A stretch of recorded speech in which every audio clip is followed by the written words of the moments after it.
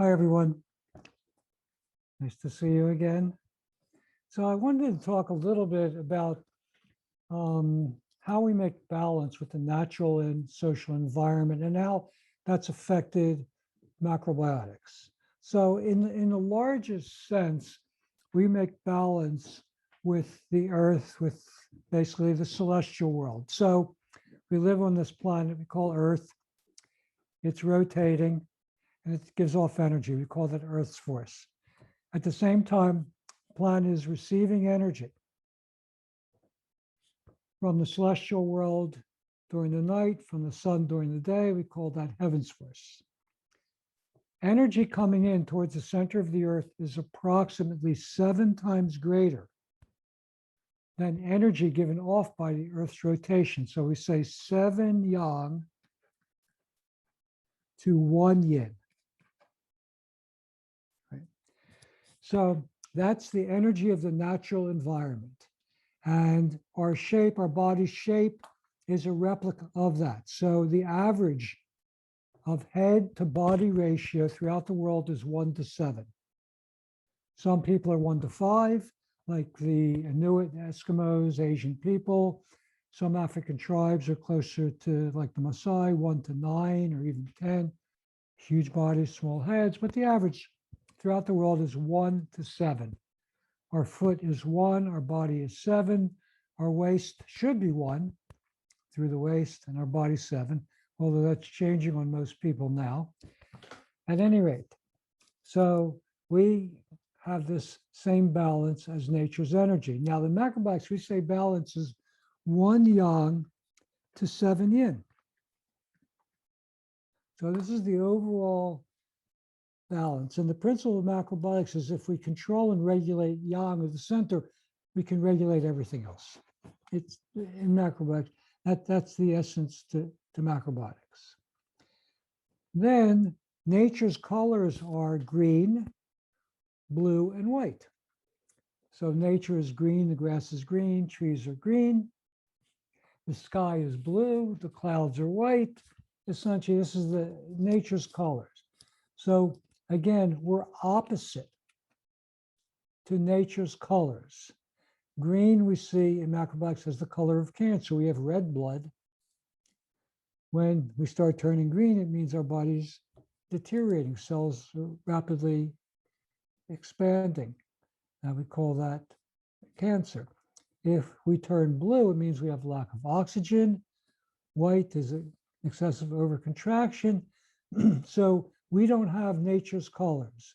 We're off-white or we're yellow or brown or olive. So our colors are all opposite to nature's colors. So in our balance of yin and yang, in our appearance, again, we're opposite to nature. So then if we live in a northern climate is cold as yin, then we become yang to make balance. So northern people are always stronger than southern people. If we live in a southern climate, a hot climate, it's hot, call that yang, we get yin, we eat tropical fruits. When we had our Costa Rica vacation, I'm not a huge fruit eater, but in Costa Rica, we started every day with delicious tropical fruits with papayas and mangoes and melons and pineapple, and I couldn't eat enough of it because in this warm tropical environment, we need to become more yin quickly to make balance. So we're always balancing with nature. Then, so we have nature is still relatively stable, although the seasons are not as stable as they were. Pollution is increasing, but in the largest sense, nature's still rapidly changing. And even though the climate's changing, it's still, we have day and night, we have 4 seasons, we have the rotation of the seasons, all these things are still relatively stable. Now, we also make balance with the social environment. So macrobiotics began, where George Osella started to spread macrobiotics after World War II, especially in the 50s. He started to spread macrobiotics throughout the world. Now, what happened with World War II? Well, the biggest thing was our diet worldwide changed dramatically. The first biggest change came with the Industrial Revolution. Factories and cities changed our eating pattern, started food refining. World War I brought increased protein. But World War II, the chemical industry was used in agriculture and food processing. So we had, for the first time, large scale food that came from science and not from nature. So all the processed foods, all the soft drinks and all the cakes and pastries and refined breads and everything that we never had before, which really started to create the disease patterns that we're experiencing and increasing today. So George Osawa was very concerned that Western influence coming into Japan, namely white rice, white flour, potatoes, and sugar, were coming into Japan and spoiling people's health, creating TB and many other problems, cancer, and many other problems that were starting to develop in Japan. So he created macrobiotics based on the Japanese way of eating. And I like to oversimplify everything. I don't know if it's a benefit or a fault, but it's something I like to do. So the essence of macrobiotics is how to neutralize yin, to make it more yang. Everything we did in macrobiotics was to make things more yang. We roasted sea salt to drive out the excess yin. We always cooked off onions first. Whatever it was, we tried to make things more yang. Sesame seeds were roasted and ground with salt. I mean, and the list goes on. So even though people said in macrobiotics, we say yang is good as yin or yin is bad, we said, no, that's not true. It was true. It was completely true. And then the Kushis continued that pattern. They tried to broaden it out. However, they added in clean and simple. In other words, how to make our diet more simple, more refined, more clean, which even though introduced much more variety, was much more lax, it made people more young.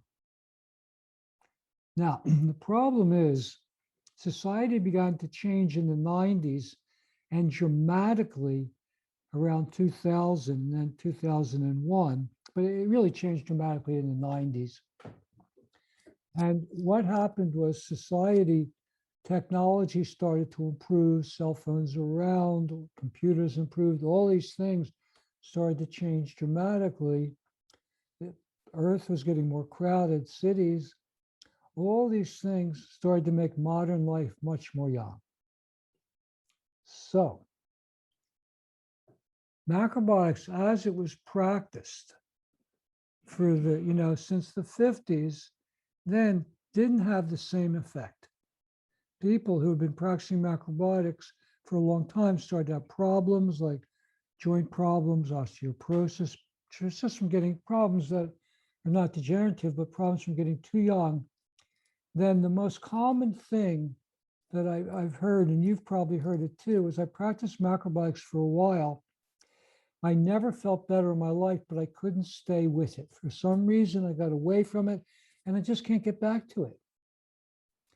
And the reason for that was it wasn't suitable. We did not adapt macrobiotic practice to the changing natural and social environments. And that's the basic premise. That's the uniqueness of macrobiotics, how to adapt to our environment. So, thus, that was the impetus for developing SHI macrobiotics. Now, what do we, so we,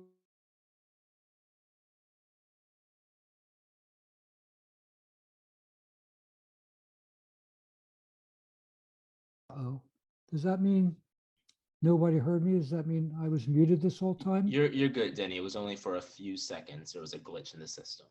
Oh, okay. Upon arrival, someone was arriving, and then you're good. Oh, okay. So I don't have to start over again. No. No. Okay. All right. All right. That was a bit of a shocker. All righty. Okay. So we have changes in soil quality, we have changes in food quality, we have changes in animal agriculture, and that's infecting the planet, environment, all those changes, and those changes are affecting us without a doubt. But the biggest change, and I mentioned the weather and the seasons are not as stable, and for, some people are worried about global warming, although I think global cooling is much more of a realistic concern. In any case, the climate is changing and will continue to change, especially over the next 10 years or so. But that's not the biggest change. The biggest change is in electromagnetic fields. When I like cars, and I like fast cars, and I like to drive fast. I always have. And so naturally, and they used to love to give tickets to people who drove too fast. So I've always had a radar detector. And then I noticed with my radar detector, it started to go off more and more times riding around the city because of electromagnetic fields from different things confusing the radar detector. Now, if you have a cell phone, and even if you're in your home on your computer, you see all these networks when you look to connect to your Wi-Fi.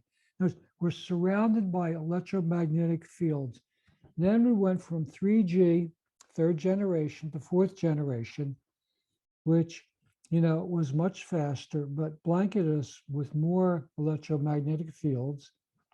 And then now we're 5G, which is much smaller waves moving at a much higher rate, which will have a much more damaging effect on us. But the biggest thing is, yesterday we had this this panel in Israel with peanut rice, and Carl Ferre was talking about, cooking on wood, cooking on gas, different, sources for cooking. And one of the things that he brought out is when people eat food cooked on wood, it brings them together naturally. Now, a number of years ago, I went to the French Meadows summer camp in California, Lake Tahoe National Forest, 5,000 feet above sea level, no cell phone reception at all, completely separated from the world, just with a group of macrobiotic people cooking natural foods on a wood fire. And it was a unique experience because the way the group could come together and communicate, and the oneness was just, it was amazing. It was so different from, living in the city, in any city. And I realized there were two things going on. One, we didn't have electromagnetic interference or influence day or night. And you had to drive 10 miles to get a cell signal. And second, we were cooking on wood, a natural material. Now, what do we have? So we're living in cities. We have light pollution. So we can't see the sky, which means we're not receiving celestial influence, which is charging our body and actually guiding us. We're surrounded by electromagnetic fields everywhere. More and more people are cooking on electric and microwave. Now, cooking on wood is warm. I mean, you can imagine whether you have experienced a wood stove or not, or a campfire, a wood burning campfire. It has a warm feeling. It's mesmerizing. You love to sit around the fire. It unifies people, brings them together. Well, cooking on electricity is cold. The electrons line up unnaturally. It creates separation. The problem, besides the health problems of cooking on electric, is that tastes do not combine naturally. When you cook on gas, or especially wood, the tastes combine and you get this delicious taste in food. I mean, we love to go camping every year, and cooking on a wood fire, there's nothing like it. You cannot get a taste like that cooking on gas, but you can't get a taste cooking on electricity like you can on gas, and microwave is even worse. So, but the problem is, not only does it affect our food from combining, it affects us from aligning and communicating with others. In other words, it makes everyone feel more isolated, more alone. Right? It's a huge problem. Plus, with all the changes that have been going on in society, loss of personal freedoms and people feeling pressured since 2001, then the collapse in 2008, now the pandemic. So the pressure that social pressure is enormous. Social pressure means yang. So society is becoming more yang in every way, except the electromagnetic fields and radio waves are making everyone separated. So even though we got people everywhere, we don't feel the unity, togetherness that people do in other places. So this is the situation we have. Plus, it makes it harder because of all the electromagnetic and radio wave influence to have a clear direction. So all of these things together, I kept, I moved to Portugal in the early 90s because I was frustrated. I said, macrobiotics, it works for me. It works for my family. It works for my close friends, but it's not working for many people. Not because macrobiotics doesn't work, not because it's not value. There was something in the practice that wasn't right anymore. So I basically moved to Portugal to get some new ideas, and I did. Sitting on the beach, I got the idea for strengthening health, adding, not taking away, opening up, and adapting macrobiotic practice. So basically, the number one thing that's really important now is structure. Structure is more important than anything else. With Georgia Selwyn, with the Kushis, Iharas, the whole emphasis is, what did you eat? And I've said it many times before, there was such pressure on eating carefully, through almost most of my macrobiotic life. Michio had this amazing diagnosis. I was always embarrassed thinking, well, Michio knew what I was eating. Was my diet off? Was something, was something wrong? Because there was such emphasis on eating right, eating, everything properly, which I'm not saying is not important, but what's more important now is the structure, is eating habits, and it becomes more important. In every consultation I have, I go over, whether I've seen a person 1 time or 10 times, I go over the same things. Do you sit down to eat? Do you eat at regular times?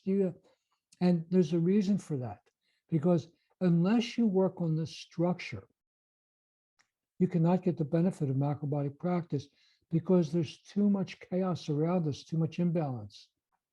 So our sense of nature, a sense of balance always comes from nature. What's unique about nature is orderly cycles. So you can say whatever you want about change and technology and everything that's going on, but still the sun rises and sets. The moon goes from noon to full every month and back again. The seasons rotate. These things don't change. Within it, everything changes. So we need to align first. The second point is then we need to open up our diet. As we've been saying, less rice, less grains, even less whole grains. So for a long time, the emphasis was eat whole grain rice, eat whole barley, whole farro. And then Susan and I got to the point where she said, this is not working. It's not delicious. It's not relaxing. So then we changed it, pearled barley, pearled farro.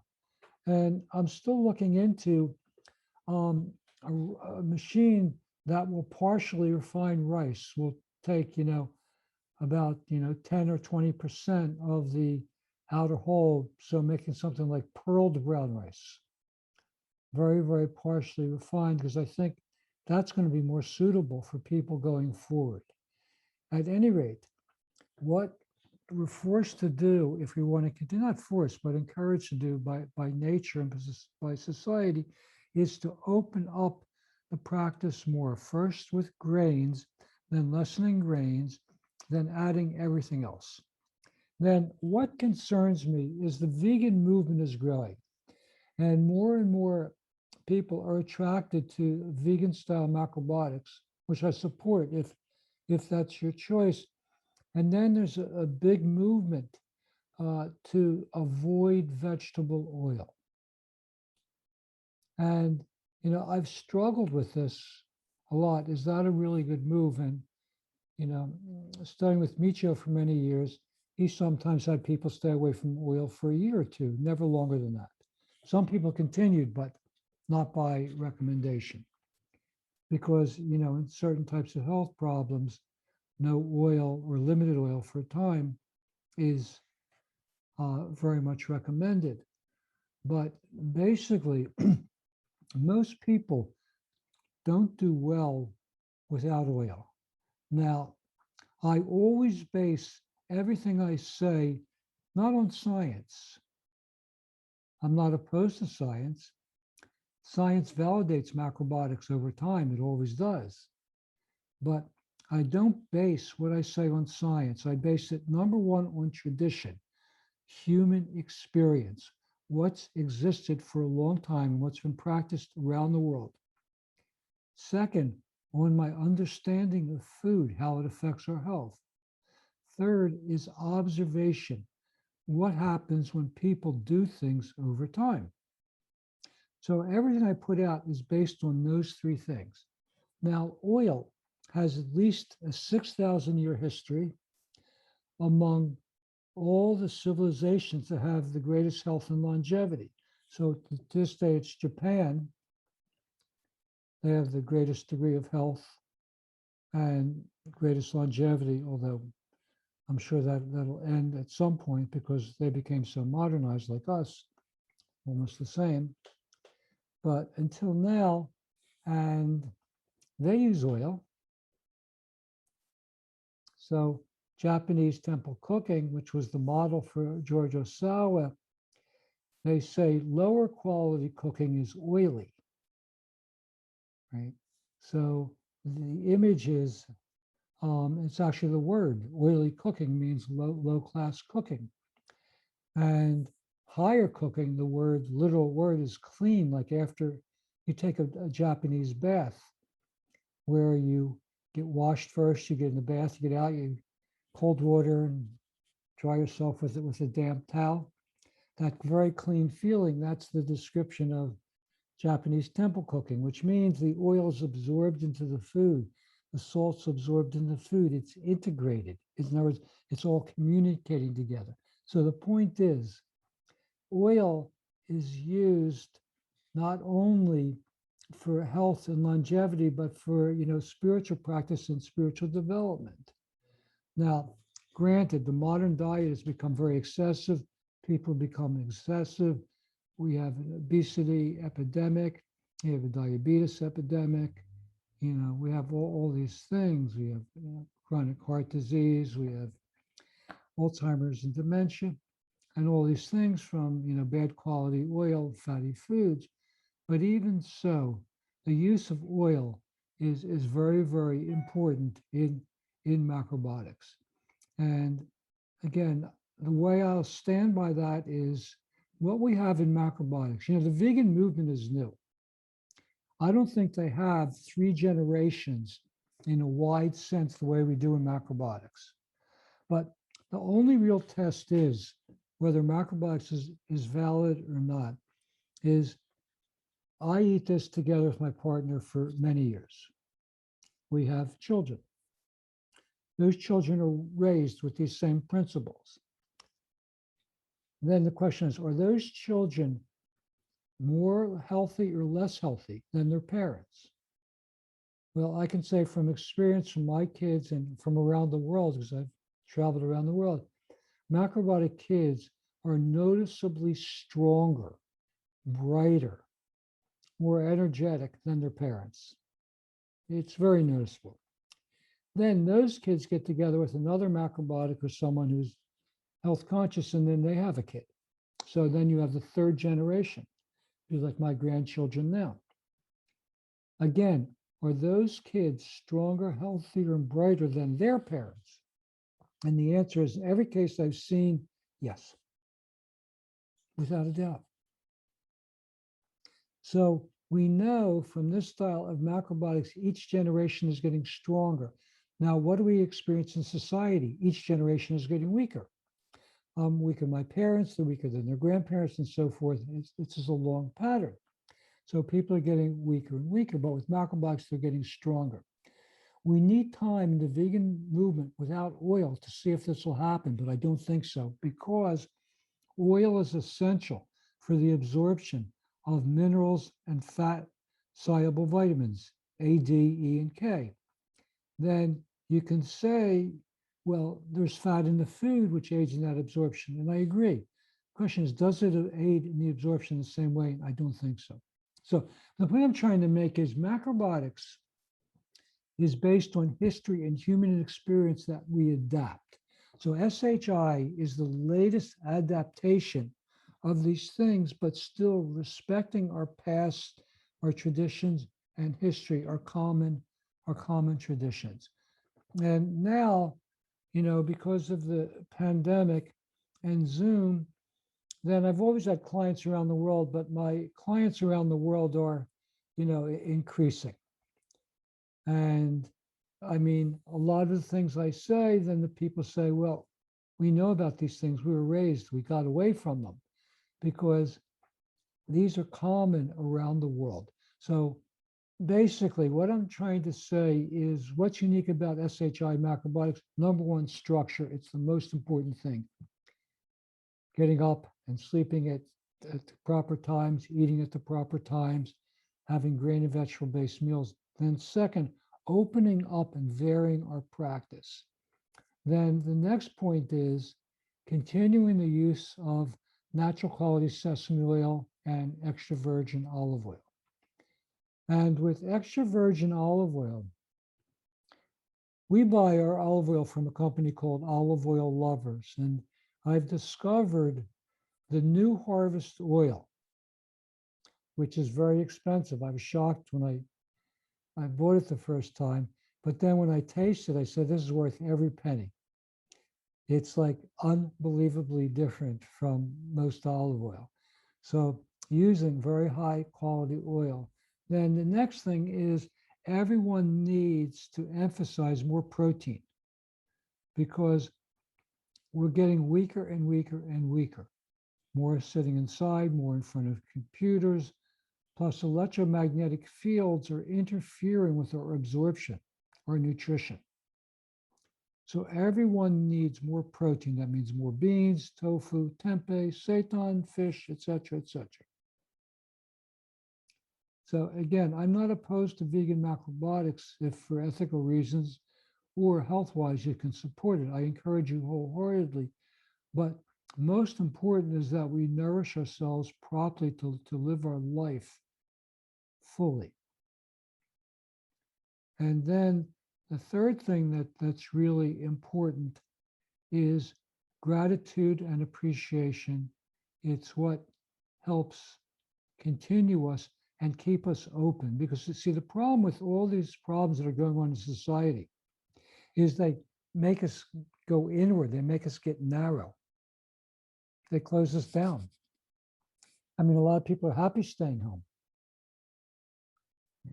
But we're social animals. We need to see other people and be around other people because it opens us up. We need to see nature. It opens us up. But the thing that opens us up more than anything else is gratitude and appreciation. And that is really essential. So these are the things that, is there anything else? So the other thing is freshness. We need to emphasize freshness more all the time.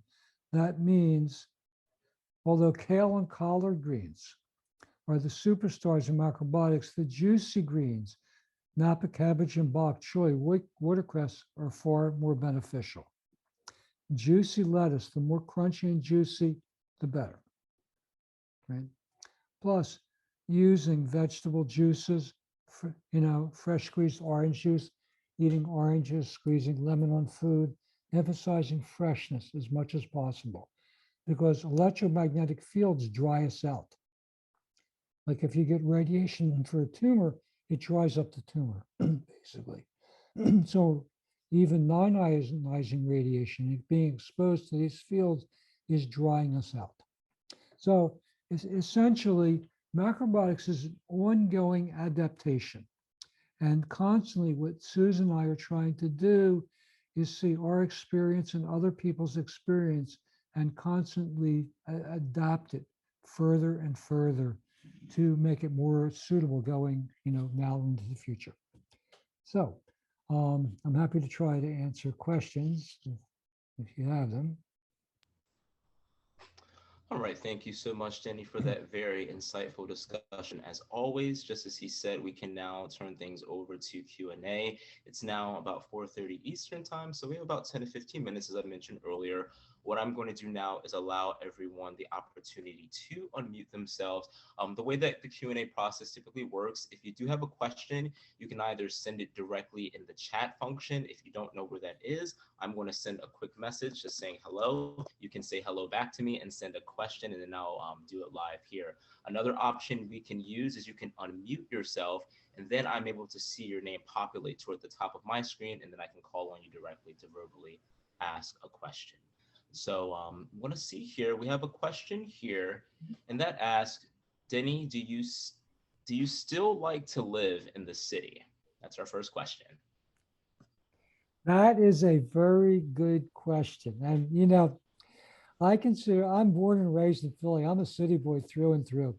Although I love going to the Poconos for vacation, I love camping, I love being out in the country, but I am really questioning, continuing to live in the city. And actually, we're looking at options over the next 2 or 3 years. Is there a place that's close to a city where we could have some land? And so I do think now the ideal elevation is between 1,200 and 2,000 feet.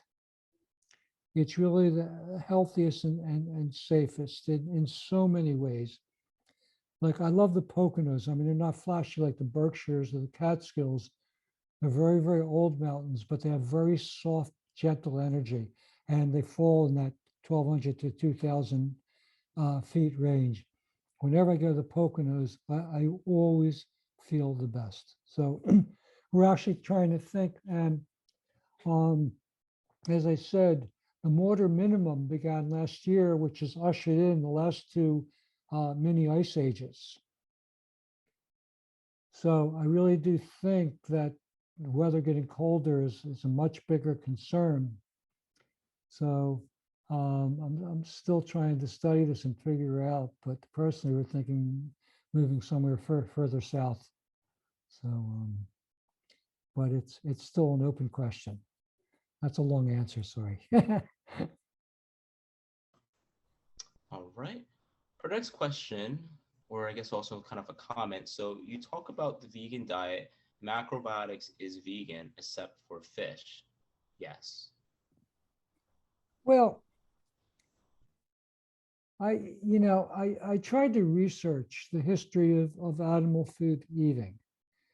And what I came up with, well, there's no society that I know that was completely vegan, but before World War II, in Europe, no, before the Industrial Revolution, the average meat consumption was 5 to 10 kilograms per person per year. That means 11 to 22 pounds, most of which was for holidays and festivals in the form of roasts or stews. So villages would roast an animal or make a huge stew for the celebration. That means people are eating very, very little, small bits of animal food throughout the year outside of holidays.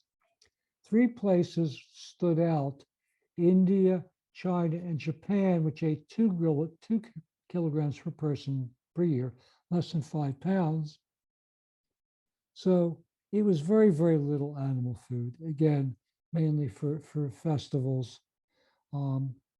So in macrobiotics, because philosophically, George Michio Kushi recommended if you want to eat animal food, eat further away from us, more primitive. So eat fish, and among fish, eat the most simple fish, least fatty, which is white meat fish, which became the general recommendation.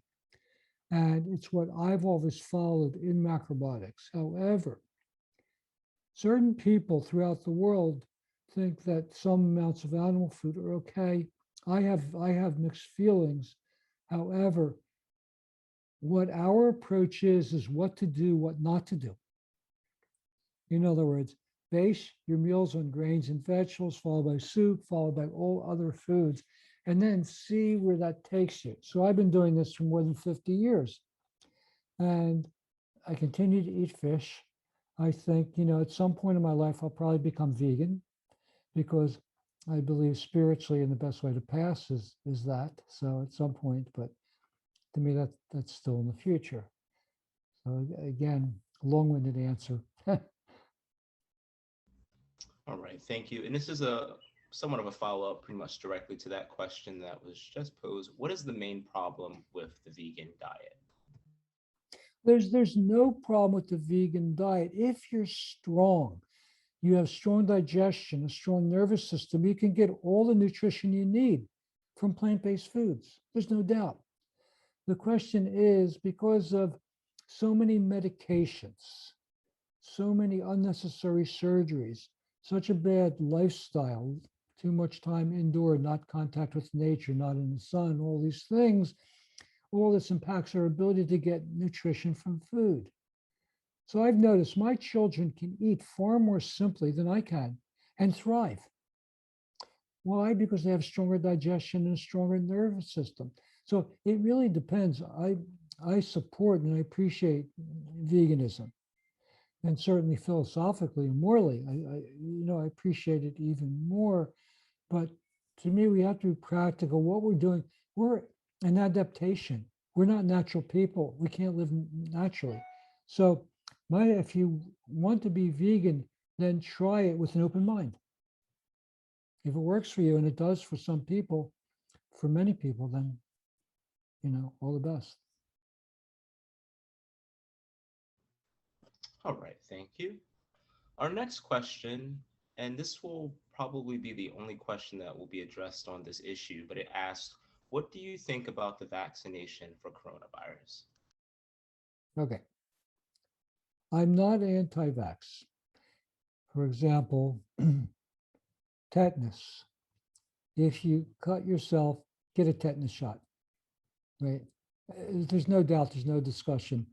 If you're my age and you travel to a third world country where hepatitis is an issue, if I did that, I might get the vaccination. I'm not sure, because if a baby or child gets hepatitis, it's no problem.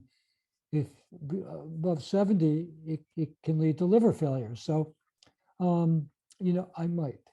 The question is, are the therapeutics good enough for the coronavirus? And the answer from my research is yes. Is the vaccine necessary? So you have to decide whether you think that's, a good choice or not. For me, I believe in natural health and natural immunity. And I don't see a need personally to get the vaccination in this case. So I'm not against medical treatments, but I'm against unnecessary medical treatments. I had my tonsils out. Was it necessary? No. If my mother knew how to adjust my diet, I still have my tonsils. To have your appendix out, is that necessary? No. You can avoid certain things and avoid appendicitis. Can you keep your gallbladder and your spleen? Yes, you can. These are considered unnecessary organs. I don't think so. I think they're vital organs. So, point is, I'm against unnecessary medical treatments. I'm against over medical treatment because it's spoiling our health. So my suggestion is work on your natural health and natural immunity. And in our summer conference in July, Colin Campbell is going to be speaking about viruses, because he has fascinating research that shows that a whole foods, plant-based diet, such as macrobiotics, inactivates viruses, all viruses. Now, another thing is, you could have had COVID, even a very mild case, which does give you lifetime immunity. I know a lot of people said, oh, it's temporary immunity, but I don't think so. The latest research is that it's influencing our bone marrow, even a very mild case, and our T cells. And we do have immunity to this virus and all variants. We still have people who had COVID-1, SARS-1, still have immunity to this. So,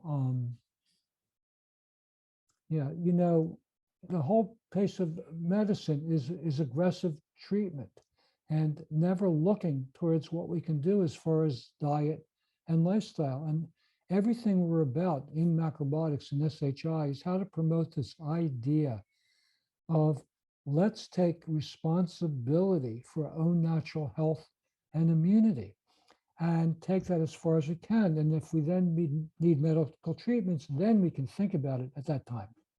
So again, that's my answer. I don't have a black and white yes or no. All right, thank you. Our next question, and I think this is good for people who are trying to introduce individuals to macrobiotics or find out about counseling for you. It's being posed. Let's see, I'll try to abbreviate this. I have friends that need your service. One has serious liver issues, and I'm guessing this is Alzheimer's. What would you say to them about going to you for counseling? Well, in Alzheimer's, there's 2 points. It's cirrhosis, Denny, by the way, cirrhosis of the liver yeah, something, one person life-threatening, the other person has Alzheimer's, yeah. And Okay. I want to get them to you. Okay. So cirrhosis of the liver, the remaining healthy part of the liver, you can help their function. If they've lost too much of their liver's function, that I'm not sure if it can be helped, but in most cases it can, right? So you can't get rid of the calcifications, but the liver has very strong powers of regeneration.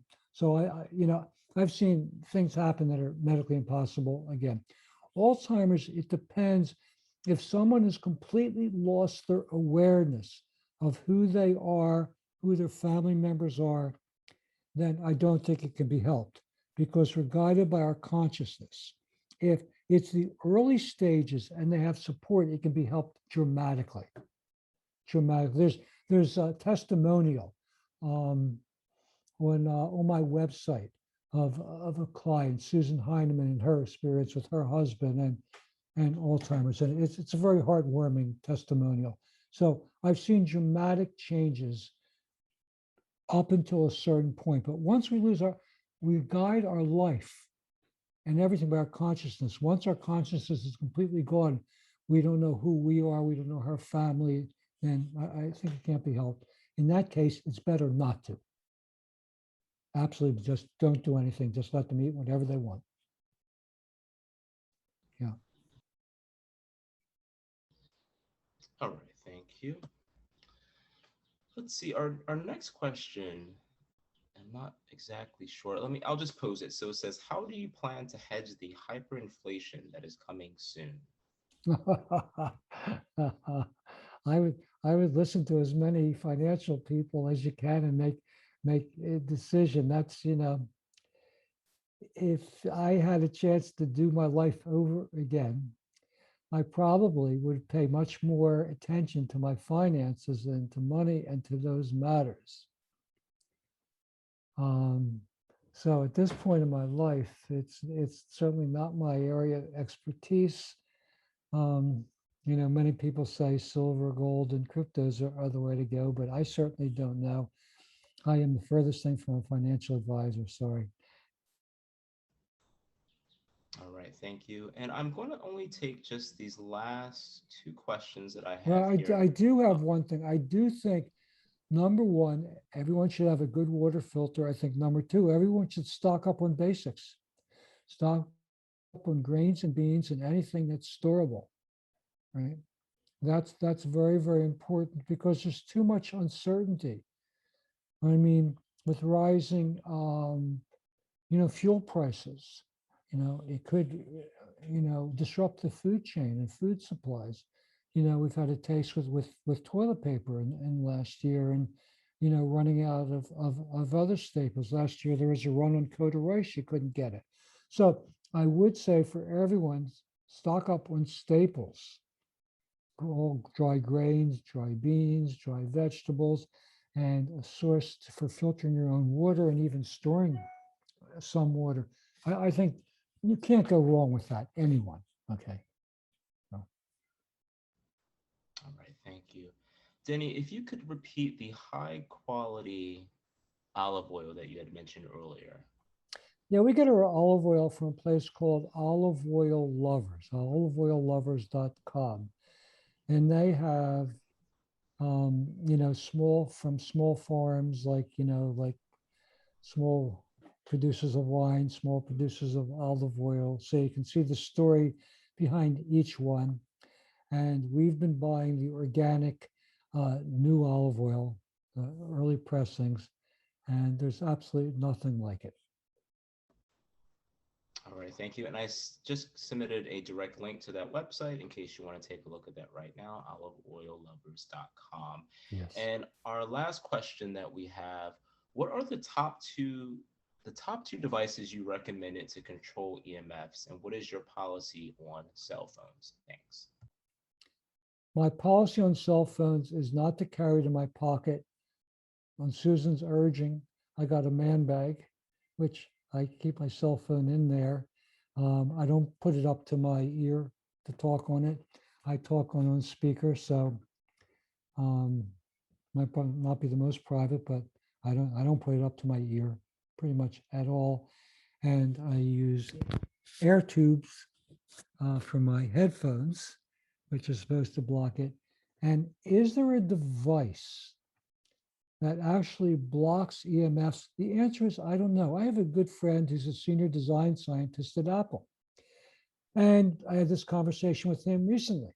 And I even sent him a link to some companies. And he said, if it makes you feel better, use the products. But doing the things I'm doing, really, he thinks are the best. And if you can block 5G in your area, you do well to do that. Now, there's one thing I think that does help, and it's called Shungite, Shungite.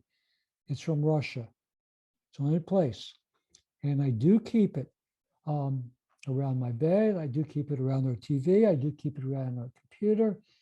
And a good friend who's really researched these things said, and I haven't tried it, he tapes it around where the electricity comes into his house and where water comes into his house.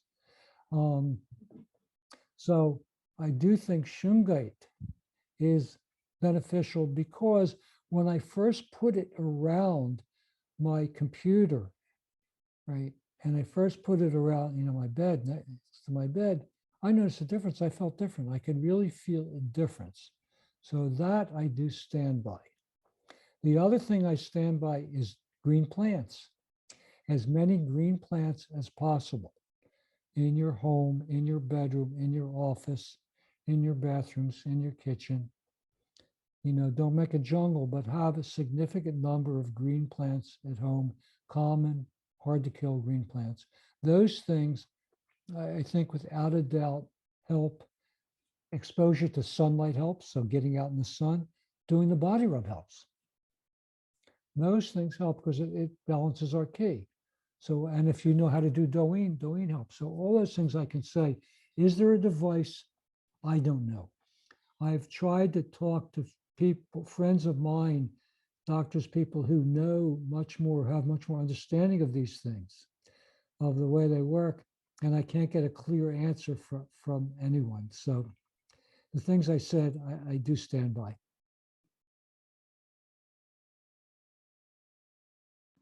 All right, thank you so much for that. And shungite is a stone crystal, correct, Denny? Yes. Okay. And you don't want the elite. You want the regular one. So you don't want the shiny one. Okay, and I'm just gonna spell that in the chat because some people are asking about the spelling. So if you're searching for it online, that is how you spell shungite, Shungite. Yeah, not the elite shungite. Elite shungite, number one, is much more expensive and it's shiny. And I can't explain why, but it's not as good as the regular one, the dull one. What's Denny, that? where do you buy the Sure. Shungite?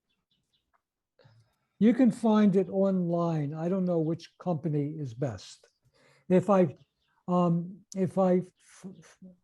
figure it out, I will research it. I will share it with Tehran, who can share it with you. Awesome. Thank you so much, Denny. We really appreciate that. That is wonderful. You're welcome. I'm glad I asked the question. Thank you, Tehran. Thank you, everyone. Good to see you, and spread the word about SHI. Let everybody know. Yes, Denny, thank you so much. That was excellent. As You're welcome, usual. Carol. Thank you. And Tehran, Thank you. Thank All you, right. Denny. Thank you, Have a Tehran. good day, everyone. Bye-bye. You too. Bye, guys. bye. Bye. Bye, everyone. Love you. Bye-bye.